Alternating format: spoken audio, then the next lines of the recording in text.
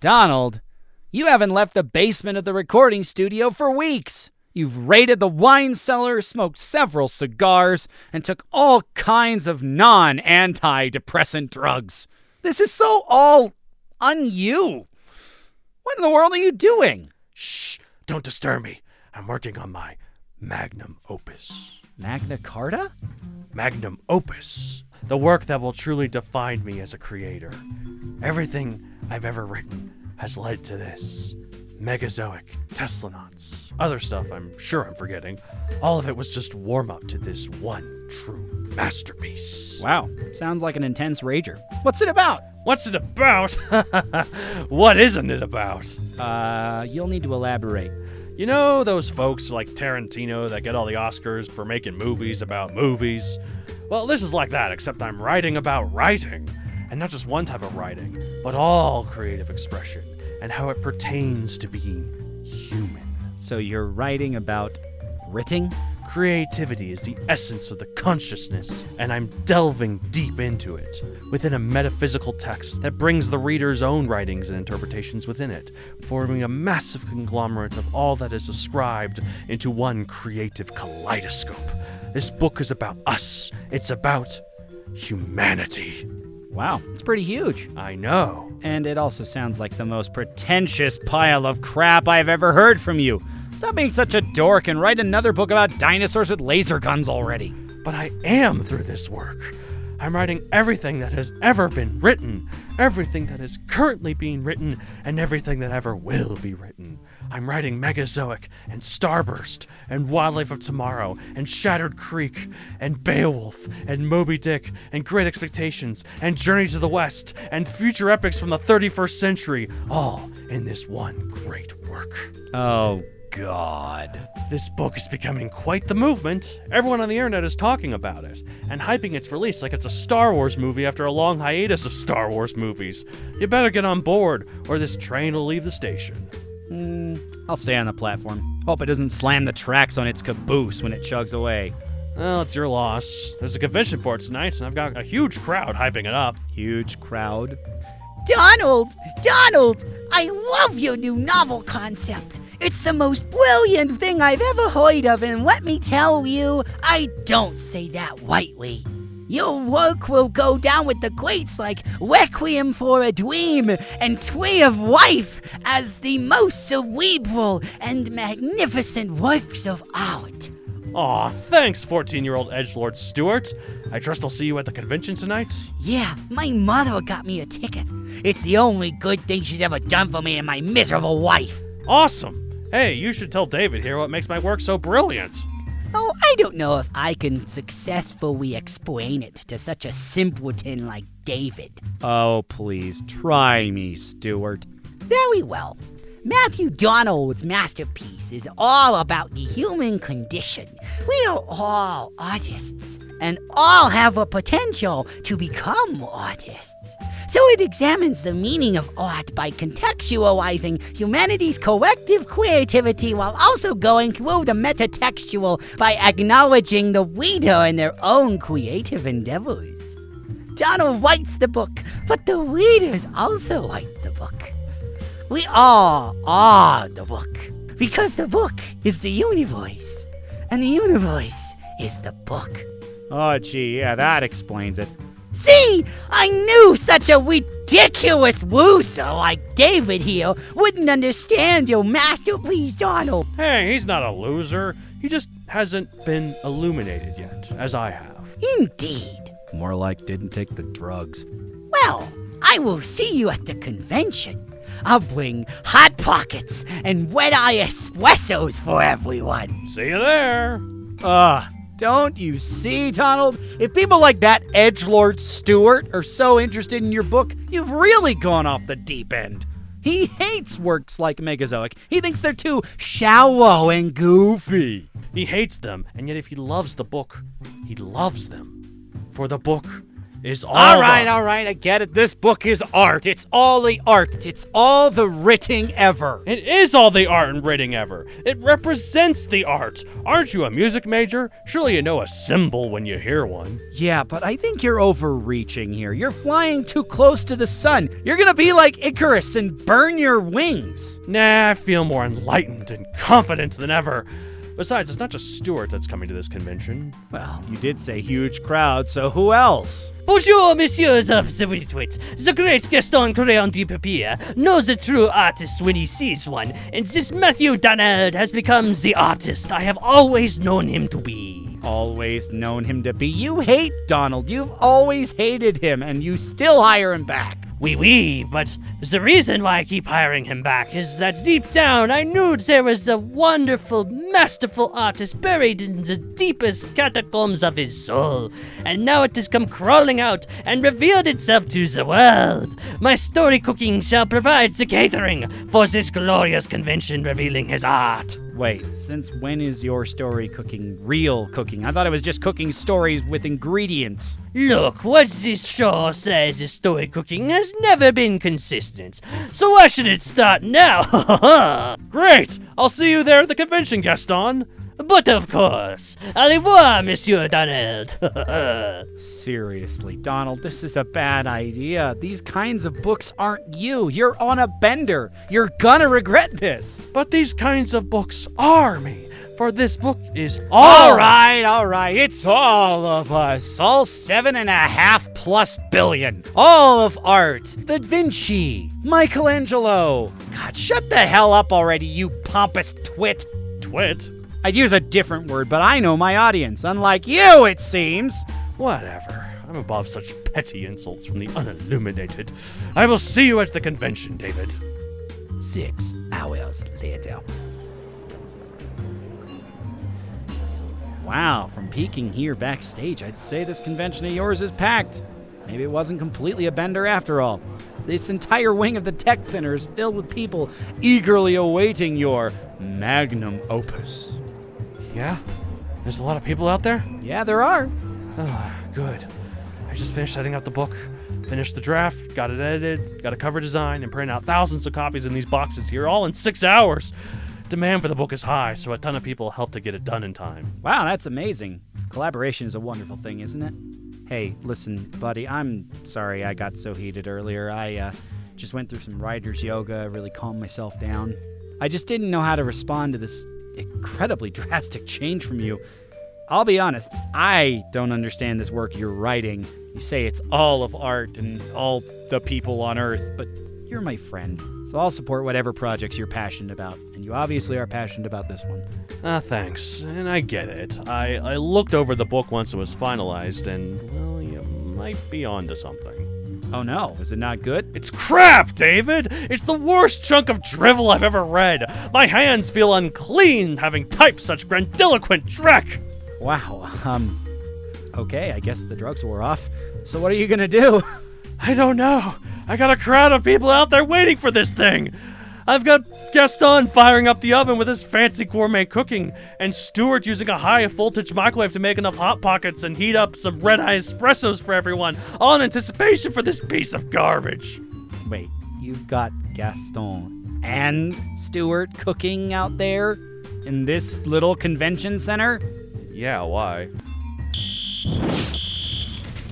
Oh, whats! My Hot Pockets are boiling! And my oven has set the room aflame! Everyone, evacuate the building! Oh no, the building's on fire! This'll burn both wings of the tech center! It's just like Icarus! Well, you were right, David. I flew too close to the sun. Wait a second. This is perfect! How? It'll burn all the copies of this terrible book!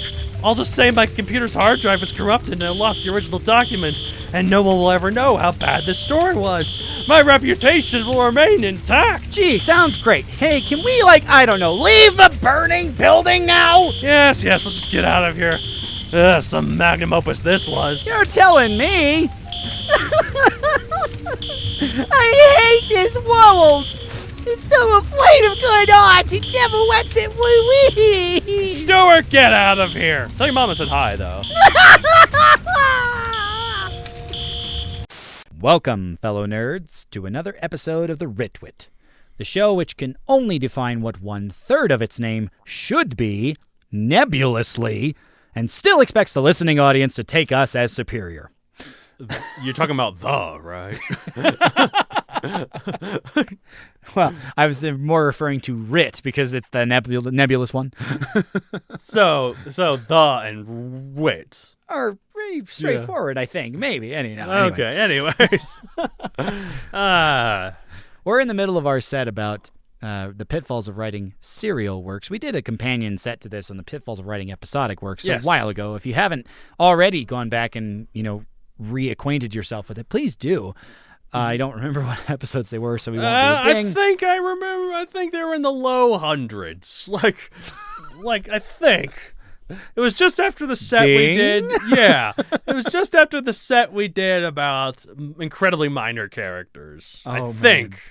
I do not remember well enough to say. But anyway. I don't know. Who knows what we have done in the past. But speaking of what we've done in the past. Recently past. Yeah, we at the Ritwit have writ. Go ahead, Donald. You're first. Oh, thank you. I'm almost done with Tesla. Woo! For real. I genuinely think I'll be done with it by the first draft. I'll generally be done with the first draft by the time we record the next set of episodes. So hold me to that. All right. Be careful what you wish for. Yeah, I barely hold you to your own writing goals, though, so... Because you never make them. Nah, you make them sometimes, but... That's not true. I make them sometimes. David looks so offended there. It depends on what goals I set and if I have time set aside. If it's NaNoWriMo, you always make that. And you always astound me with how quickly you make it. Making it for the rest of the year. What do you think? If you can do it in November, you can do it anytime. So, but I'm not going to do 50,000 words of drivel. I'm sorry. Set yourself a goal, 50,000 words. What was the word? Grandiloquent dreck? I was pretty proud of that. That was a great word. Thank you. But I don't think I can do that every month. Some people can. Some people can do like 1 million in November, and I'm going like, what? No. That is someone who has no time on their hands. No, that is someone who has all the time on their hands. What I'm saying, they have no time on their hands because they're using all of it. They're using their hands so much. To write. Using their hands so much. Ugh. Well, I mean, setting a goal is one thing. If you have other people keeping you accountable, it kind of helps. So if you want me to keep you accountable, I can. And if I don't, then that's your own business. Keep me accountable, but if I fail it, don't treat me too hard. Says the person who's getting on my case right now. Anyways. Just look at me and point your finger and say, do better. Yeah. Oh, that was already pretty hurtful, actually. What does it matter? This has nothing to do with the actual If I don't question. finish the story by next set, look at me and be like, I'm disappointed. I'm disappointed, but it's okay. You're good. Here's your participation trophy. All right, but I'm sure that just finishing the draft isn't the end of your process. It'll be time then to contact some cover artists and let the marketing department I use for Megazoic know I'm ready to begin pre-promotion. Have you thought about contracting the artist who did all the covers for Megazoic, which, by the way, are available for print and Kindle on Amazon.com? Go buy them. You mean me?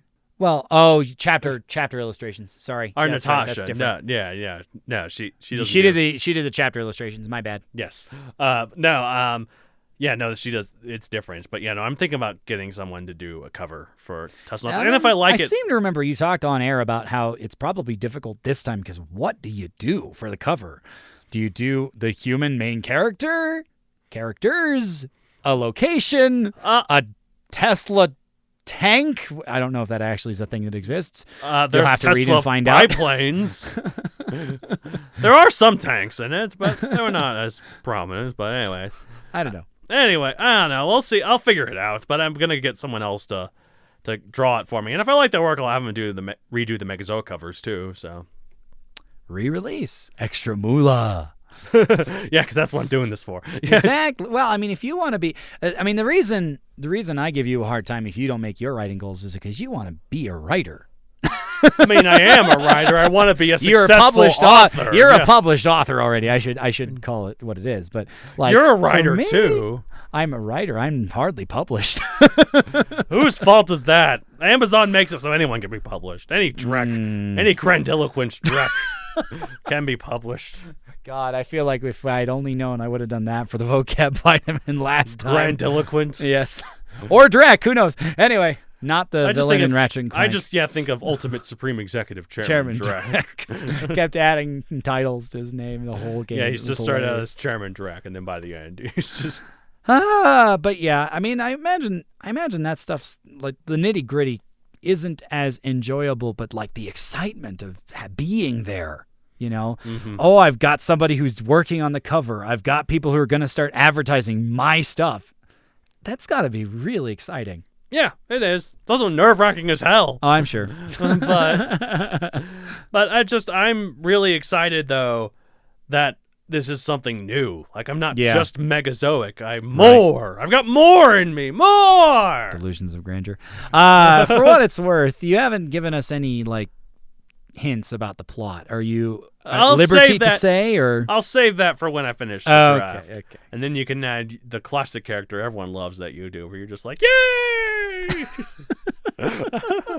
Yay! Yeah, because boy. you did it once, and I thought it was endearing. Yay! And then when I tried to do it later, you would always just say it and cut me off. Yay! Angus is here to help. And for more on that, you should go back and listen to episode 130. Who knows? Ding! I don't know. All right. What about you? What have as you for read? me, I'm sure a lot, I'm assuming. Well, okay, well, hear about it, and then we'll figure it out. I'm on the fence about calling this bitter or sweet based on my word count goal for the month of May. Thanks to vacation shenanigans, I lowered the bar on purpose, anticipating time would be at a premium. That prediction was correct. I also insisted that no side projects, no beating around the bush, and making forward progress on the stories I chose as a condition of that goal. So Facebook posts don't count. Emails don't count. Well, I fell short of even my lowered bar. That's sad to me. Look at you. But in exchange, I I'm made some of the pointing at progress. you. I'm disappointed in you. Here's your participation trophy. But in exchange, I made some of the progress that I'd been missing lately. Mm-hmm. I finished an episode of Spectre Sword, a Power Rangers original team that is a new version, so the characters weren't so poorly veiled self-inserts. I do really like the name Spectra Sword. Yeah, I like it too. It used to be Power Sword, which was way lamer. Yeah, that's pretty generic. It's exciting, and I'm hoping to continue on that impetus with more this month, which, as of recording time, I haven't gotten to it yet. But the month is still early when we're recording. So. Exactly. Along with some extra work on the next episode of Pharaon Storm. If I haven't made the elevator pitch, it's the Egyptian faction of Age of Mythology meets Power Rangers. Not just Egypt. Not just Egypt mythology, but specifically the Egyptian mythology of Age of Mythology. Well, okay. The video game. Yes. But for what it's worth, the myth units from that game, for those of you familiar, the myth units of that game turned into Zords, which is basically like the germ that started the whole thing. Anyway, my co-author turned the next episode of Starburst over to me, so we have been through edits. Yes. On one hand, it's all Power Rangers related, so less serious than perhaps a fully original idea. On the other, it's more progress than I feel like I've made in several months. So there! Yeah, your biggest non-Ranger fic is Shattered Creek. Yeah. Shattered Creek, which I finished the draft. I even did the dang breakup scene. Finally. You did it! Yeah. You finished it! Yeah, You I finished finished the draft. another story! Yay! Yay! And as part of NaNoWriMo, one year I did work on the sequel. I think I'm just about more than halfway done with that. So you haven't already. quite finished the sequel yet. No. So that'll be your first sequel finished, though, right? It would be. Yeah, let's get to it. Hopefully by next set. And perhaps a fully original idea. Oh, God, no. All right. This is me trying to look for work. Come on. Trying to look for work. I'm still working on my resume. I got that done, thank you. Yeah, it took you long enough. Anyway. All right.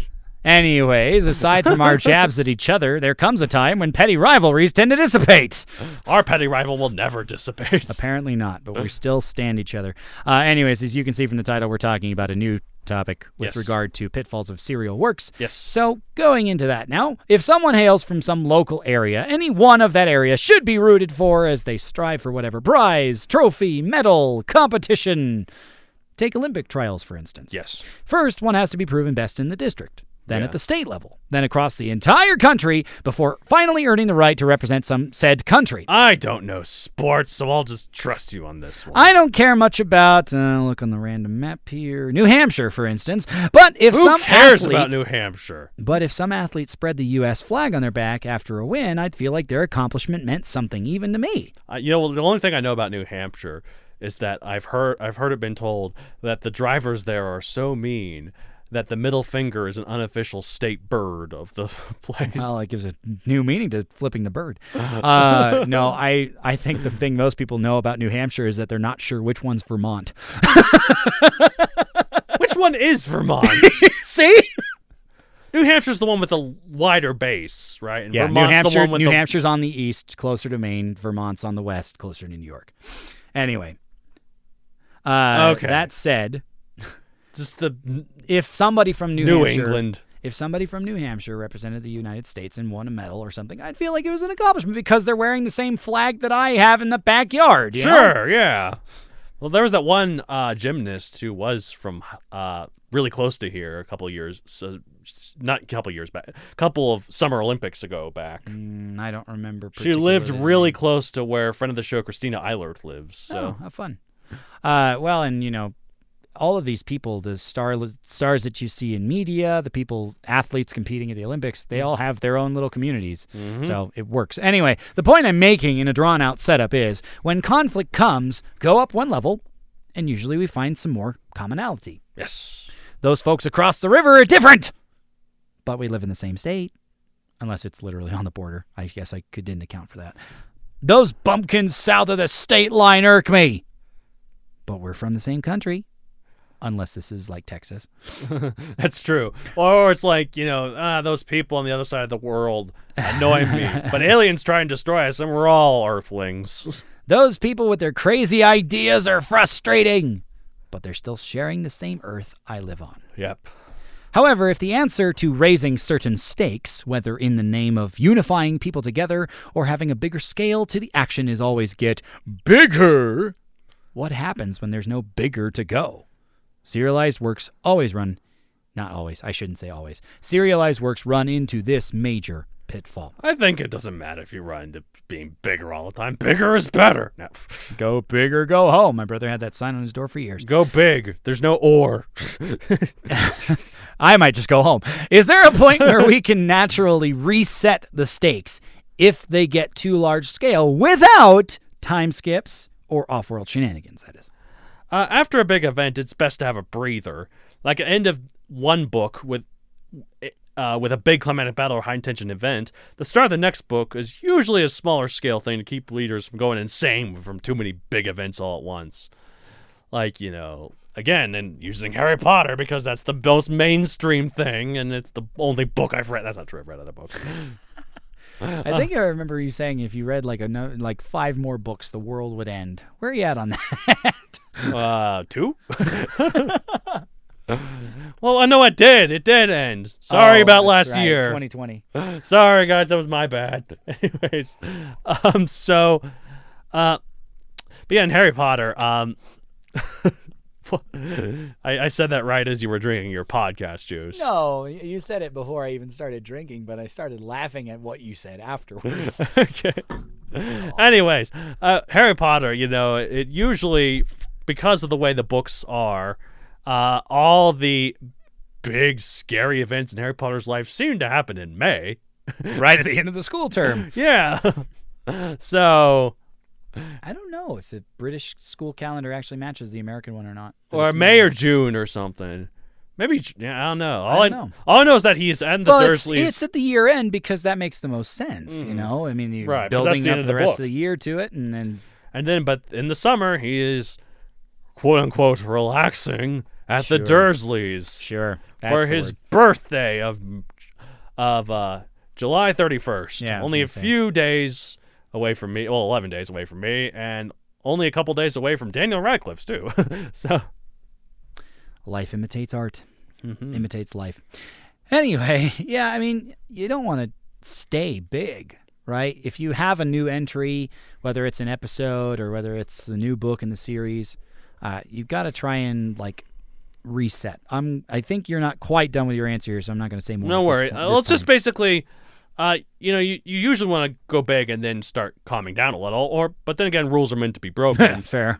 So why not keep it space opera the whole time? Yeah. If you can make it work, go for it, I guess, but just don't expect to always work. Eventually, there comes a point at which, you tire out of seeing these big stakes. If there's no breathing point, if there's nothing to, scale back, that it no longer hits as hard when it's big. Right, exactly. So, in my terminology, watching tokusatsu, I tend to see a major status quo change. Then the next entry, so usually the next episode, is a cut the deck ep. Ah, yes. It's shuffled up, you draw a new hand, scaled back innately, and let the audience breathe a bit in response to the happening from last episode. Ah, yes, that terrible movie.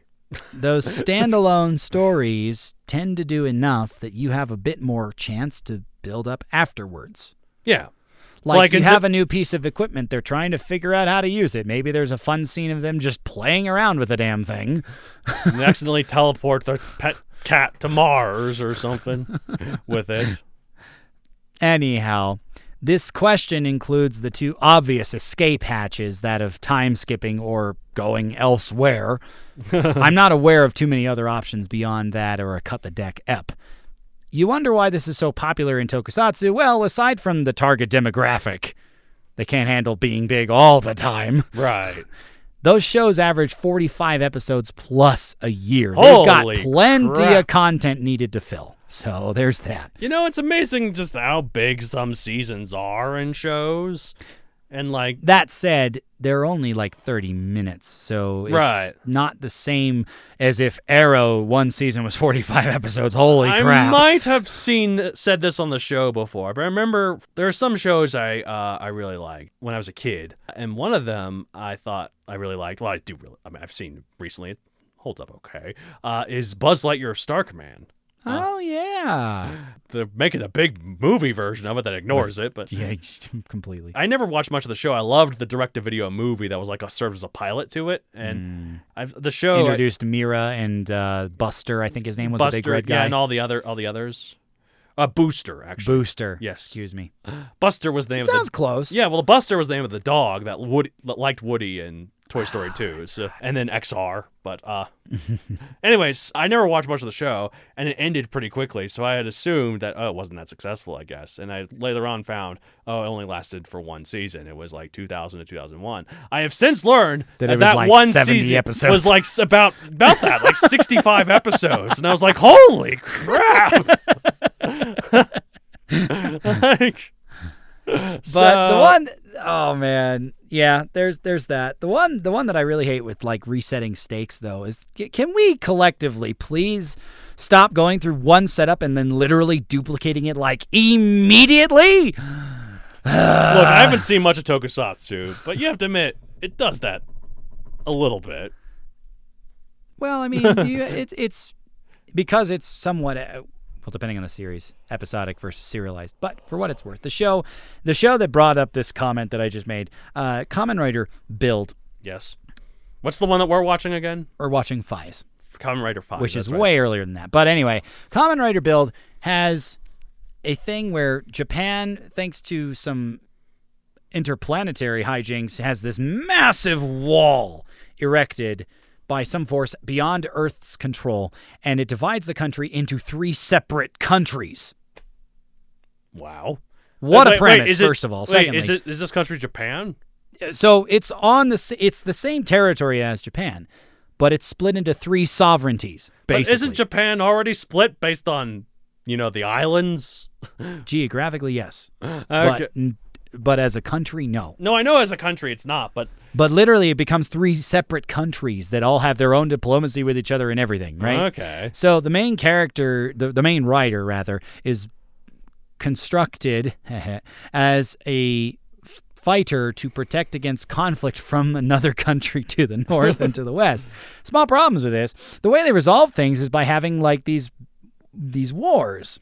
Right. Where the north country makes their own writer. The west country makes their own writer. The east country has their own writer. So the East Country, What about the South Country? they don't have one. Oh, It's only that's three. right. You said it was 3. Yeah. So, So the Eastern one is the one where the main character is from, and he transforms into Build. Well, to settle a debate, he goes into a writer battle against the writer from the Northern Country. right. Okay. So this fight is built up to, and they have this major event that's literally up on like a skyscraper. They look like they're on freaking scaffolding, fighting it out. Yes. Very next episode after this fight is over, guess who decides to throw their rider into the ring? The West Country. And it builds up to another rider battle. Like, seriously, we just saw this. Long ago, the 3 nations lived in harmony, but everything changed when Fire Nation attacked. when the West Country attacked. Well, Avatar reference. well, that Not that Avatar by James Cameron either. but the Avatar, it's the 4 nations lived in Yeah, harmony. it is. So, It is. So, Until the yeah, Fire yeah, Nation decided to attack, Yeah. yes. Anyways, Anyway, my mini rant about Bill is over. Sorry. of course. But now we'll move on to the next question, which is how does one balance the urge to keep getting, for lack of a better word, more Yes. with the actual progress their saga makes? This measured as plot progress versus your actual time investment in making the draft. That's true. It does tend to be, for me, sequels. I spend a lot less time writing them than the original, even though they're usually longer because I'm just so more into it. So. Right. But it's natural for sequels or later installments of a serial work to get bigger. Right. Serial escalation is actually a name of a trope on TV tropes, but Shocking. to be fair, everything's a trope. So it only makes sense to keep the scales growing as the story goes on because that's what would happen if it was one work, I mean, right? there's no such thing as original idea. It's combining them in new ways. Right. But yes, if you had one story, it would keep building until you hit a climax. Now, if you treat it as 3 acts equals 3 books, then there you go. Right, exactly. It keeps getting bigger until, as you said, the climax, and then it finally settles. So if it's stretched into multiple works, of course, they build off each other to get bigger and bigger. But that doesn't necessarily mean that they have to be bigger in every way. Like, they don't have to be bigger physically. Like, oh, the world's more at stake. Or We have to bring in larger athletes to portray these soldiers because they literally the peak of evolution. we have to bring in larger athletes to fight to fight against the alien basketball players with the Looney Tunes. Space Jam 2 is actually coming out this summer, I believe. Oh, boy. I'm so looking forward. I don't care. You're not looking forward to it at all. I was always a back-in-action guy. I never saw Space Jam. Back in action. That was a thing that they regularly used in Power Rangers. You should like that shit. No, I'm kidding. No, the Anyway. Looney Tunes back-in-action, I mean. Is that what it was called? Yeah. The one with Brendan Fraser. Oh, okay. Got it. I was thinking of something else. Where he was literally like, he's a stunt man. You ever seen those mummy movies? I'm into more than Brendan Fraser is. And then later on he meets Brendan Fraser. And then he gets punched by himself in the face. Oh, jeez. Later on, Brendan Fraser used that as a metaphor for his career after that. He's doing better. He's slowly getting back. A lot of terrible things happen to him, but Yeah, I mean, but anyways, but as far as like, yeah, the story needs to be more, but you run into the problem if it takes like too long to Right. get there. right, but like it needs to be more, but again, it doesn't necessarily have to be bigger scale. It can also be bigger emotions, Sure. bigger personal effects, so bigger, smaller. A bigger purse, dang it. You said personal effects. Okay, sure. That A sounds, larger watch. these sounds like the kind of jokes your dad would make. Came by it honestly. That's Yeah. all I'm going to say. Sorry, may he rest in peace. But it doesn't have to be bigger in scale all the time. It just has to be more of something. Unless you're done, in which case you need to tail it off at some point. Yes. But I'm saying if it's a serial work and it's not the end, then yeah. While sometimes I feel like it's been an eon since I last wrote on this story, returning to it, I need to remind myself of where it was most recently. Mm-hmm. You don't get to skip steps when raising the stakes, or it feels improper. Just because it may take writers, like myself, forever to get moving to the fun part, doesn't mean you can ratchet the stakes 5 levels in the span of a single page. Yes. Even if that second page happens to be several months later and you're like, I'm ready to be done with it. Okay, I gotta move on. You can't skip that step. Nope, you can't. To But balance that urge, Yes. I will read back and remind myself a bit more where things were as I left them. Yes, that's a good way to do it, yeah. Yes, the associations I make and some of the plot threads I generated earlier may be lost because of the gap in time. Right. But at least I'm closer to the same scale I previously put down before walking away. Right. That will feel much more natural. Mm-hmm. That's a good way to do it, I'd say. Because if you're jumping back into a story and you're like, where was I going with this? And the temptation is, well, I've been working on Pharaoh Storm for 10 years. I need to get to the freaking climax now, damn it! And skip like 17 episodes in the name of just getting to the big part. Well, I mean... It doesn't work. It doesn't. I mean, how long did it take you to do Starburst, though, season 1? Yeah, well, it wasn't just me in that case. So it's twice as bad. He has a well-paying job. We've joked in skits on the show before, not Yes. about employment status, but that often stories have you deal with one evil, only to reveal that they were working for another, even greater evil the whole time. Whoa! An Plot- even greater Plot line seeds, anyone? Yes. Then rinse and repeat until you logically cannot get any bigger or more evil. We're well past Hitler at this point. How can you avoid that trap and increase the stakes without getting too ridiculous? Not every villain has to be connected to each other.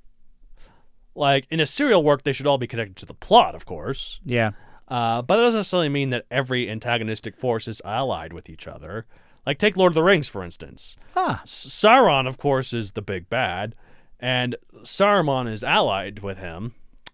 But then you have the Balrog, who's completely independent of all that ring stuff, and is just a big threat for Gandalf to deal with. Fun story. Speaking of, there's always a bigger, greater evil. Did you know that Sauron used to be a second in command? Yeah, it's a himself? Morgoth, right? Yes. And Gollum, while connected to the ring and that it corrupted him, isn't allied with Sauron. Not for lack of trying. And in fact, if it weren't for him, Middle-earth would have been screwed, but he's still a villainous force. True. The only reason they threw it in is because Gollum was clutching at the ring and Frodo wanted it for himself and he threw Gollum over. In the movie version, they didn't want Frodo to be a murderer, so Gollum gets the ring and then they start tussling over it together, and then as they tussle, they both fall, and then Frodo manages to catch himself, but Gollum doesn't. So that.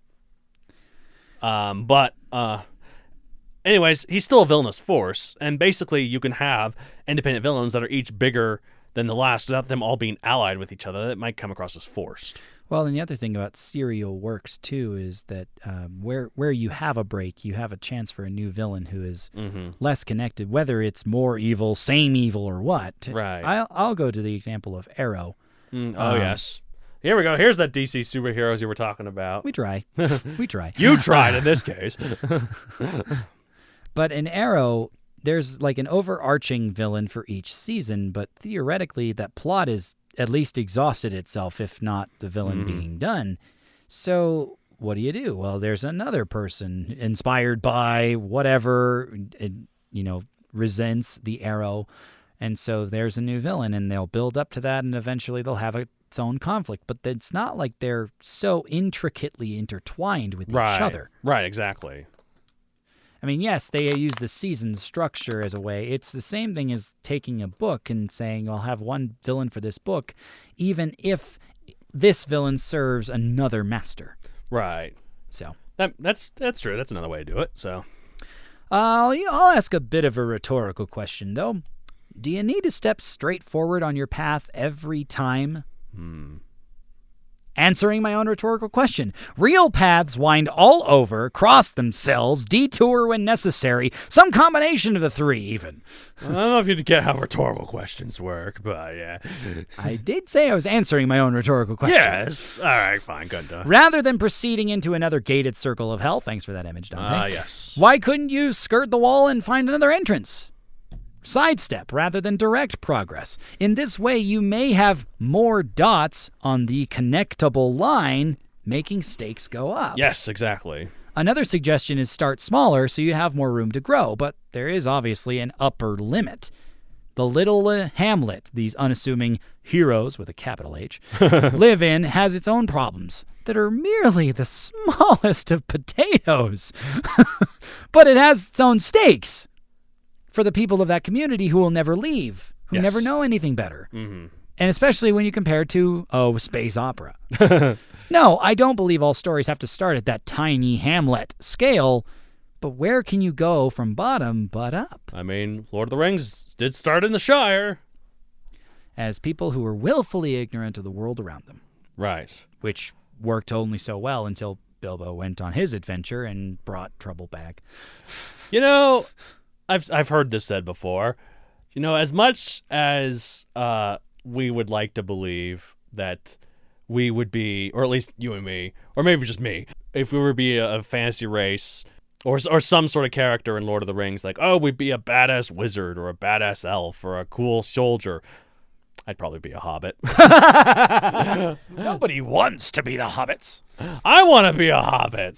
Like, they all they do is party and drink and smoke weed Eat and more than you do. eat more than you do. They don't care about anyone else. They just have fun. I don't think they smoke weed. They smoke pipe tobacco. Well, they smoke. Oh, according to the movies, they smoke weed. I don't know, like, or some weed. It's like some sort of thing. They call it like. It's specially grown, but it's still tobacco. It's just like a special. It's not marijuana. Shire-grown. It's not marijuana. It's but just a Shire-grown cut of tobacco that's Yeah. like super good. Yeah, but yeah. Anyways. Anyhow. Now, we talked about stakes with regards to like scale. Mm-hmm. But how much do you think personal stakes versus impersonal but global stakes feature into this? Or does that depend on what kind of story the writer is trying to tell? I think it definitely depends on the story the writer is trying to tell, but there are two things. Those two things certainly aren't independent of each other. Yeah. In fact, personal stakes are pretty much key of any good story, while global stakes aren't necessarily. Like, Yeah. they need more oomph, more reason for people to care. 1,000,000 is a statistic, after all. True. Like, we don't care about them stopping the asteroid in Armageddon just because if they didn't, well, Armageddon would happen. But also so that whatever Ben Affleck's character's name could end up with Liv Tyler's character, so her father Bruce Willis could reconnect his relationship with both of them. If it was just stopping the asteroid because the world would be destroyed, we wouldn't care as much. That doesn't make sense. No, it doesn't. It doesn't make sense, but it's definitely true. Like, why is that? I would care a hell of a lot if the world was destroyed in real life, so why not in fiction? Really makes you think. I don't get it. I don't get the difference. Like, yes, they do something smart by having you invest in a character rather than only on the apocalyptic level event in Bound, but nevertheless, just like you almost feel sorrier the world ends because of what these people can't do rather than the world ending. But because it's not your own life, I suppose it's a whole lot easier to feel that way. Whereas if the world is ending and we knew meteors were on collision course with Earth and we knew the world was going to end, it's like, shoot, I got to get my affairs in order because the world's ending. Here we go. I got a brilliant idea. All right. Performative theater. Oh, God. Where part of the show is they use some sort of space beam to hurl an actual asteroid towards the Earth, and the plot of the play is for them to stop the asteroid while actually stopping the asteroid. So if the play goes well, the asteroid is stopped and the world is saved. If not, the world ends. Because they wanted to get really into this story and to get the audience really invested. Jesus. That sounds like a brilliant idea. Uh-huh, sure. Incredibly risky, but it gives extra oomph to the whole live theater as its own experience. It's for the arts. Okay. Anyways, what about you? Genre definitely plays a role. The maximum stakes in a romance versus a war aren't quite identical, unless you happen to have romance in your war, but then the scope Pearl Harbor. of those stakes, Right. Personal stakes get subsumed into global ones depending on the plot. Right. But if you lose that personal connection to the protagonist or group of them, the readers may lose interest because the people they root for suddenly feel smaller in the newly blown up scope. Right. Obviously, personal stakes will reach their max sooner than global ones that involve barely acquaintances. Right, yeah. if you reach the apex where there could be no more skin in the game, the stakes could still grow further as the mob involved becomes more desperate in response to events. That is one way, yeah. Where the personal kind of stops mattering as much to the global, that they're the reality that they're struggling to face together. So, anyways, I mean, speaking of no skin in the game, that's it for this week. What the hell is that segue? I don't know. I'm tired. Oh my god. Did you have anything more to say, though? I was going to say that, stake building works in two lanes almost. Mm-hmm. It may be that you get the personal stakes ratcheted up through their zigzaggy connect the dots line, and then it changes lanes into the global stakes, right? Adding that extra oomph to scale, and maybe those things are developing jointly with the global ones happening more straight before the personal ones join them later on, right before the climax. And so you've got ways to build stakes that don't involve getting too broad with your scope before it's the right time. It's true. You want to save the broadening of the scope for the climax, that kind of thing. So. Yeah. But I believe that's everything I have to add. So Speaking of broadening the scope till the climax, that's it for this week. I think that one was honestly worse, but anyway. How do I do it? Anyway. How do you keep getting worse? That's it for this week. A huge thank you to all our misbegotten, why are they here patrons so far. But we really do appreciate your support. It means the world, and Yes. it allows Donald to produce both this and Paleo Bites. For more information, check the description, which has the site you can look at and Yes. see what level you might be interested in. Now, it is worth mentioning, if you sign up at the right tier, there is exclusive content for mostly Paleo Bites, but also sometimes this show Yes. on there as well. So Yes. please check it out if you're interested. Yes, indeed. You can contact us at mattd@methodoncreator.com for any general questions to either co-host. Sure, if you want to get in touch with me, please say David, because otherwise I'll assume it's him or both of us. Also, wherever you're coming to listen to us from, Apple Podcasts, Libsyn, please rate, review, give us a like. If you have episode suggestions, we'd love to hear from you. Let Yes. us know if we can share your stuff on the air. And we will read it if you would like us to share it. So, you can follow me personally at Matthew Creator on Facebook, at Matthew64 on Twitter, and Matthew64 on Instagram. Why 64? Because that's how many years I've got left in this world. Wow, down to the minute? Let's see. I'm 29 now, which means I'll die when I'm 93. Boy, I'm going to be so healthy one of these days. As the implication is you wouldn't otherwise live to 93 now. Got it. Okay. Hell no, I wouldn't. Anyways. All right. Well, this has been the Ritwit. We tweeted ourselves out about one pitfall of writing cereal. We'll be back next week with the last in this set. There might be others we're skipping. Let us know. I'm Matt Donald. I'm Matt David. Until next time, keep writing the good right, and we'll see you then. We've written the good writ. Maybe. Get a we'll vaccine. Let you decide that. Let us know in your ratings. That'd be great. Get a vaccine. See you next time. Bye. Bye.